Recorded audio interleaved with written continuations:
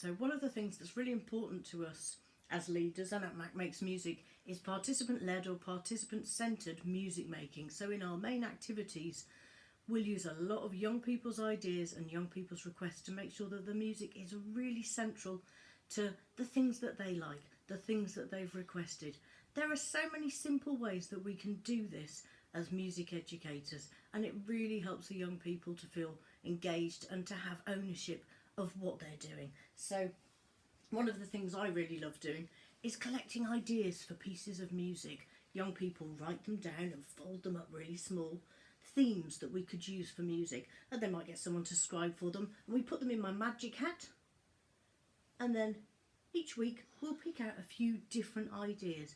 There have been all sorts of things in the magic hat, things from the Romans, space, to squishy cakes, cartoon characters.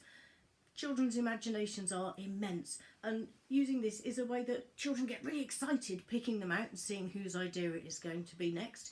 And there's that sense of excitement and ownership that my idea might be used next. So it's a really great way of engaging those children who might find it harder to engage, and they're so proud when their particular theme is being used. Now I know you use a lot of themes in songwriting, don't you? I do. A lot of the time I tend to have a discussion around maybe a topic that they're doing at that particular time in school, and we'll take an idea from that and we'll run with that. For example, the one setting I was working in, we were doing it all about the Romans, and one of the participants just happened to mention that apparently they used to sell gladiator sweat. Gladiator sweat as some kind of skin I love that. product, which ended up, and we wrote an advert song for gladiator sweat with a huge long disclaimer at the end. Now, you've reminded me of one of my settings.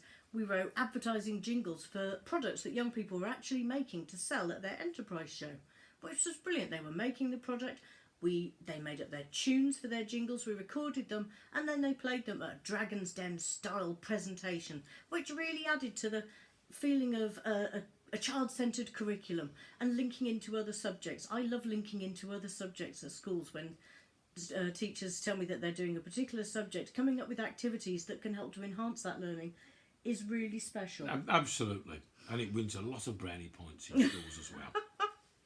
As a teacher, you may feel a bit overwhelmed sometimes by thinking, oh, all these different things I've got to plan, but there are lots of resources online to help. If you've got a subject that you want to make music for, there are lots and lots of activities and games that are shared really freely on Facebook groups, on different websites. So if you've got a subject and think, I'm not sure I've got ideas for that, there will be other people that will. So I think the power of the hive mind and sharing ideas is really important. Indeed. But maybe if you're a non-music specialist but you are doing music, it can feel a bit intimidating, I think. So I think some simple games where you can get everybody to play are really, really important. So I really like using, again, the magic stick, but this time as a conducting stick. So if every child has an instrument and we're sat, we've got sticky glue on our hands so that we're not touching our instruments, we have a conductor who starts off people one by one, and we build up soundscapes to represent different things. Young people are very good at listening to each other and responding to sounds, and that's so important as a musician, to learn to respond to others as you're playing. And if a teacher models first the conducting, then young people can take over, and every time the piece of music created is different. The conductor might have their hands high for being louder, they might go down low for being quieter. They might start to show us a beat. And young people are so creative at this. So once you've modelled something, don't be afraid to pass over the baton and say, who wants to try next? Because it's a really brilliant thing to do. And music is such a physical thing that the more you do it with your young people having the instruments, the more they will get used to it, and the more they will get out of it, and the more you will get out of it. Yeah. So there are lots of other games and things we can use. One of the things that we both like using is the sound of a blues train that takes you to different places. Now, if you don't play an instrument, that's fine. You can have all the percussion instruments out and you can use a backing track to play the blues. But we like to go along on the train, and you can use your train to go fast, to go slow. Do you want to start the train off? Mm-hmm.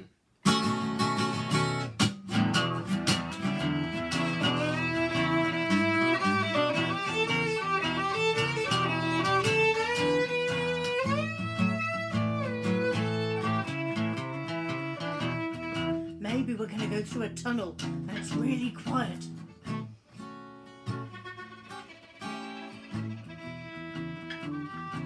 Coming out. Woo!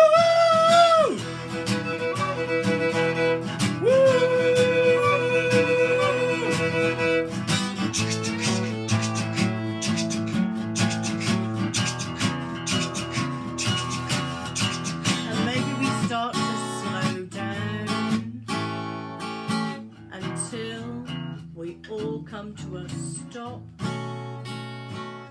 together. So there are so many different styles of music we can use to initiate a jam, and you might lead it on your instrument in lots of different styles. Don't be afraid to play in styles that you haven't tried before. It's a really exciting thing to do as a musician, and it's something that the young people will really enjoy. But there are so many wonderful recordings that you can use to jam along with as well. We live in a world of so many resources all around us, and I think we're very lucky in that. Indeed. Again, coming back to YouTube, you can find copyright-free backing tracks in pretty much any style of music. And one of the other beautiful things about YouTube as well is if you are listening to a piece of music and you want to learn it, there is a facility for slowing it down. So I think there are 3 different speed settings, so you can check out exactly how somebody's playing, what they're playing, and all the notes by slowing it down.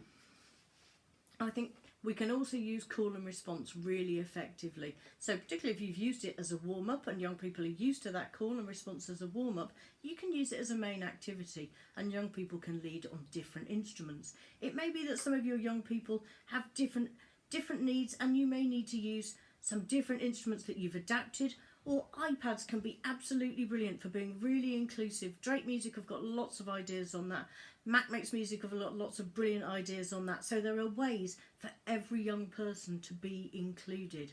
You might not have iPads for everyone, but if one young person can join in on an iPad, it's so important. If we're using instruments that some people find difficult to use, it's so important that everybody is included. So do look, there are so many brilliant websites that will help you to include all those young people. But I think for me, again, the main thing is having the young people coming up to the front, giving their ideas and leading the music. And it might not sound as you would hear music, but if it's that young person's music, then I think that is so very empowering and so very important. Another thing that I use is I use a small recording device so that I can send emails with the sound files on, and young people can create poems to the sound files they've made, to the songs and compositions. They can listen back to them. It can be put in their personal folders, or it can be used for when Ofsted or other people come, and you can share what music you've done. The young people love listening to their recordings in sessions and making suggestions to work upon pieces, or just sitting back somewhere relaxed and really enjoying hearing their achievements. I think recording the music of young people is so important, isn't it? Yeah, and there are lots of fairly cheap digital recorders on the market. I mean, we both use the Zoom ones, and they are really handy. They're small, portable, and the sound quality is superb. But it may be that you've got a school iPad that you can use, and I think for some young people, they may be reluctant to play the instruments.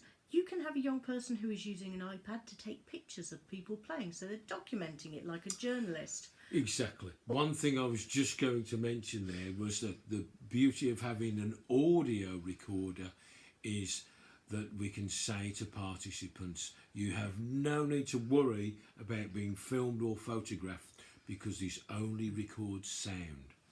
I think for some young people, they really enjoy seeing themselves being filmed as well. So to have both those options is a really good thing. And if the young person can be the person making the film, I think all the better. Because you're learning so many more skills then. And that's really important.